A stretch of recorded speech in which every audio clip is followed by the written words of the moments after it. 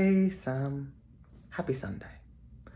I remember now the several years it has been where almost every day during dinner, whenever we bring up the Middle East, our mother brings up Iran and how for so long she has dreamed of a regime change and, you know, the death of the Ayatollah. And a few days ago, I think early on Saturday morning, Ayatollah Ali Khamenei died in a US missile strike.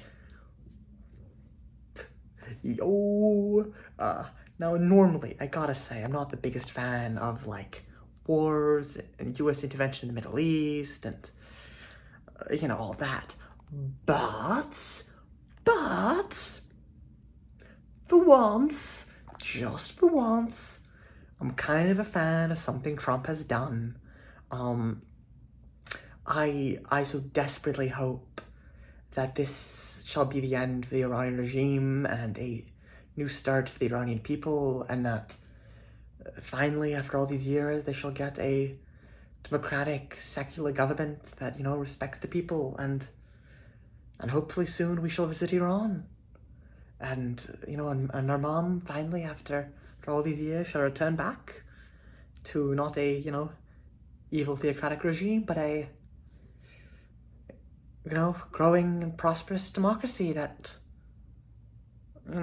has a new era ahead for it. And I so desperately hope that this marks the start of a new era in Iran and the Iranian people. And of course there is much apprehension, and there's who knows what shall happen, and there is still the complete possibility that this is merely the start of everything becoming much worse. You can look at Afghanistan or Iraq or Libya or many other, regimes that have fallen and how they've ended up. The Taliban is back in power in Afghanistan after all the US intervention there. Iraq basically descended to anarchy for a decade. Syria, they toppled, the original Arab Spring protests led to a decade of civil war, though, seems like now they're functional, but I actually hope that this shall be a quick and peaceful transition in Iran, that the current regime shall fall, and that there shall be a little bloodshed as necessary. I hope that Israel, does not suffer too badly. I hope, the Iron Dome does hold, because I have some very complex feelings for Israel, where fundamentally I am half Israeli, I am a Jew, I care deeply for Israel, for the Israeli people, it does mean a lot to me. It is, our dad was born there, we have cousins there, we have a grandfather still living there.